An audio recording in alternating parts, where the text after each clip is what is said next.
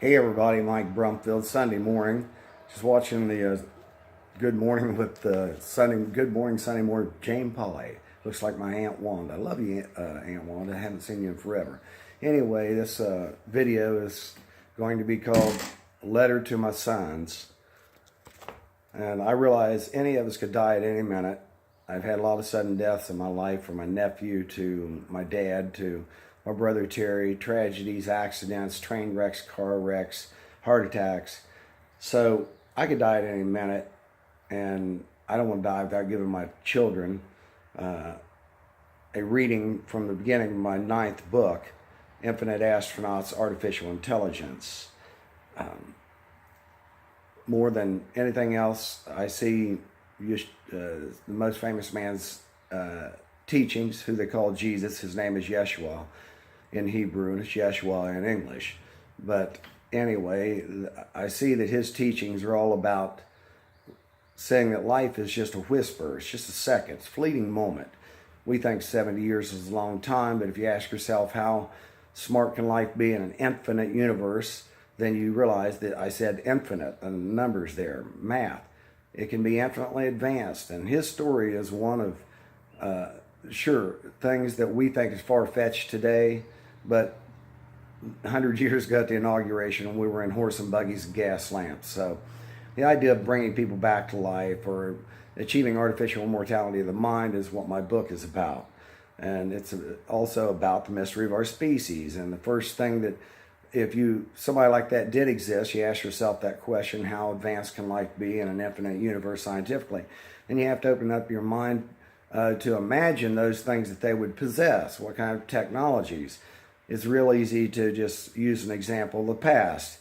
The phone just didn't magically appear. How did we make a phone? Somebody came up with an idea, realized sound waves travel and all that, and what a sound wave is, and realized the invisible things that make up the universe, like sound waves, radio waves, thought waves, brain waves, and that's the final straw. So brain waves, could we be a product of a species that have already achieved this ability to master brain waves and memory uploading and downloading, mind uploading they call it? And I say yes, the evidence is everywhere, from the evidence of this story chiseled in stone everywhere, people up in the sky. That's an advanced scientific concept that even the earth is riddled with people that don't realize that today, if a meteor hits us, knocks us out of here, we're going to have only the astronauts up in the sky survive. So presidents finally got on board, the countries. I hope that I had some influence, for God's sakes, with my last book, 8th book, Reality Escape from Planet Earth, where I show a meteor coming at us, 2029.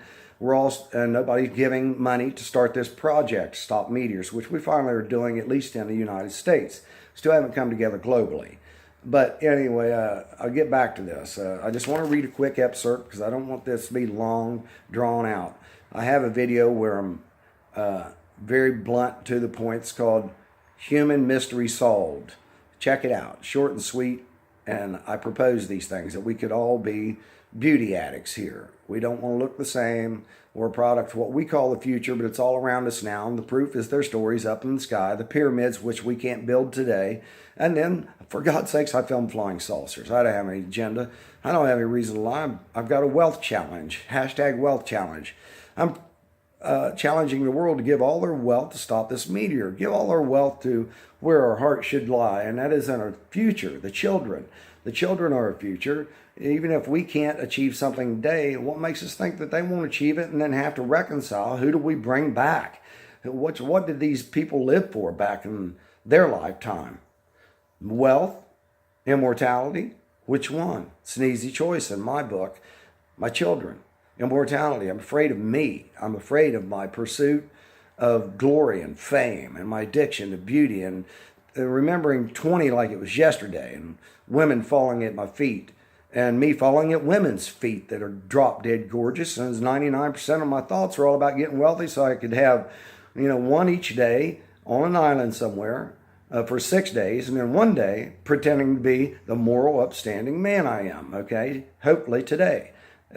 My age, 56.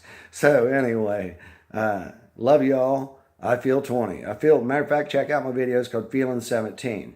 But ultimately, I want that last day for my wife and my kids, and I want them to live forever. And I want them to see that the answer is in the pursuit of knowledge, scientific knowledge about ourselves. It's not about sex, drugs, rock and roll, power, fame, and ultimately, which will get you glory, that gets you shame, because the glory's all in yourself. Love others, you love yourself. Love immortality the most. Have kids. It'll change your life. It changed mine. Unfortunately, I didn't do well for them as far as breaking all my habits and vices and my anger and my impatience rather.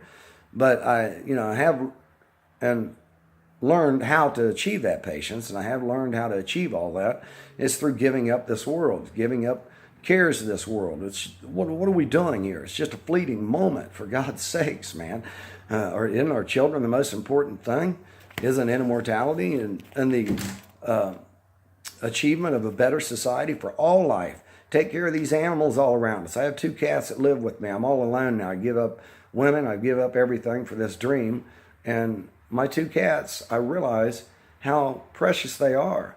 And I've always wondered, how could I've ever killed anything with my family? How could I've ever, or taken glory in it? I understand how I can kill for humanity reasons, put suffering out of its existence, but not for pleasure. I can't comprehend how I've done that. And I'm sorry to all my family if I offend you for stopping hunting. I don't judge you. I just want you to understand that this is how I am, how I feel now. I've changed. I'm changing all the time, every day, because I realize that 70 is just a breath away. And if I'm lucky if I live to be 70, because my nephew Danny, my brother Terry, my dad, my little sister Nancy Gill, who died at 3 days of age, beautiful, healthy child, from a freak accident in Marion, Ohio, 1965. It's for you, Mom. Please check out Mother's song. It's called Mama's Song. You're making me happy. You're making me glad. You're making me the best times I've ever had. With your arms all around me and your kisses on my face. Mama, your love can take me any place. Jamaica me. Please check it out. Mom and my children, everything really is precious to me. Life, a 4-letter word. You're only going to learn it by going after it, not killing it, not chasing it, and not using it for your advantage or using it for glory. That you got one, the biggest one. You got the most. You got whatever. It's all vanity. I love if there's one, I'm not a Bible thumper. If there's one scripture I dearly love, and it is Ecclesiastes. It begins with a simple truth. All is vanity, especially when there are meteors coming at us and we're not doing anything about it.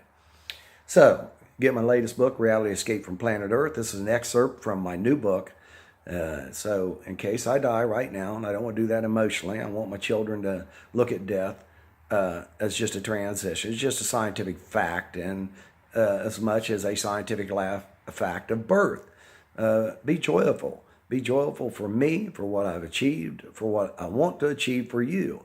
And that is the understanding that all is vanity when it comes to your children and life. So Matthew, Josh, I love you. And check out Mama's song. Oh, I got lucky. Dropped on me like a bomb to my mom. So without further ado, I want to read you an excerpt from my new book. It's called Infinite Astronauts, Artificial Intelligence. And please read it someday, please. And I hope you enjoy it. Like me, you'll cry, but you'll laugh, and then you'll dance. So life's a dance. Learn as you go. Sometimes you lead, sometimes you follow. We love you, Michael. John Michael Montgomery wrote that. Anyway, Infinite Astronauts, Artificial Intelligence. You can see here. This is my manuscript. I'll let you read a little bit up there. But ironically, I've got a note up there at the top, so I'm working on it. Michael, the archangel, gave Muhammad a meteor actually gave it, I think it was Abraham. It could be wrong, but it's all over Ancient Aliens. And it's a fact, historical fact. Get on the internet. That's God. So he gave Abraham or Muhammad one a meteor, and it's in the Kaaba that they worship to. They call it Kaaba stone. Listen, for God's sakes, if we ever need any evidence of an advanced species before us that lived here, then that's it. Because most of the humans on the face of the earth today don't even know that if a meteor hits us and takes us out, it's going to leave only the survivors up in the sky. They're scientists, they're astronauts, and their whole goal in life is the pursuit of artificial immortality. Don't kid yourself. This is not a game when it comes to our children's life. So I find that ironic.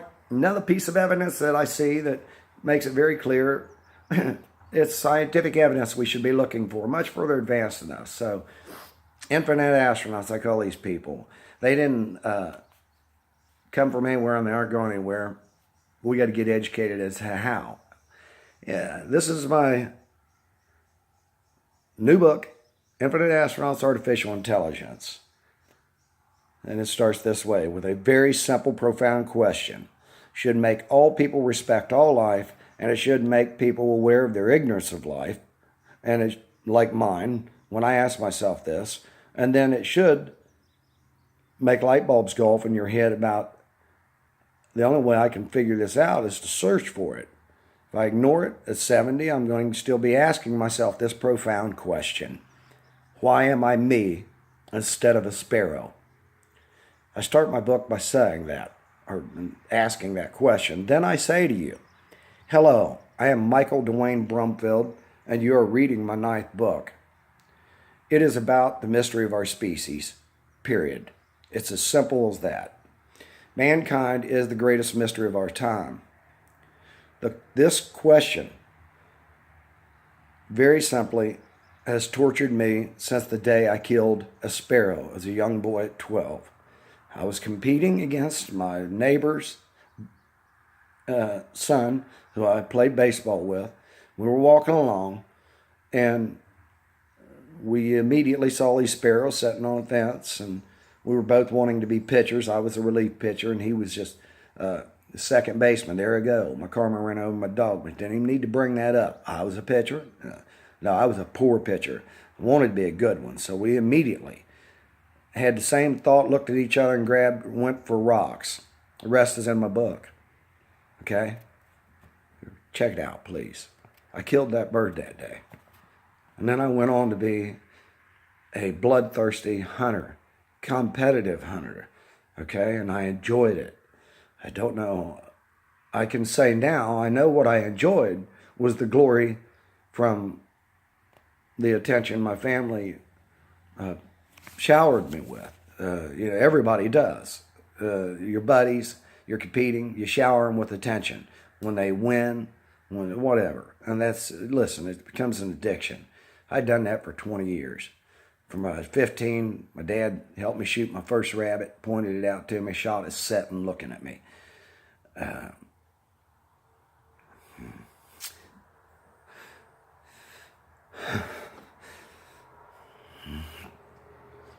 Please check this out. Check my books out. I want to achieve artificial immortality. I want to sing and dance. I don't want to cry anymore. I don't. I want to be happy. Hakuna Matata. Don't worry, be happy. I want to be with my mother forever. So I want to end with asking you to please. I'm building a billboard on Interstate 23 in Portsmouth, Ohio. And I am doing it to honor my mother. And it is the greatest gift in my life other than my children. She never beat or killed anything. And she's always serving us. If there ever was a Jesus, she is it. So, please, YouTube, Mama's Song. Jamaican me happy, Jamaican me glad, Jamaican me the best times I've ever had. With your arms all around me and your kisses on my face, mama, your love can take me any place.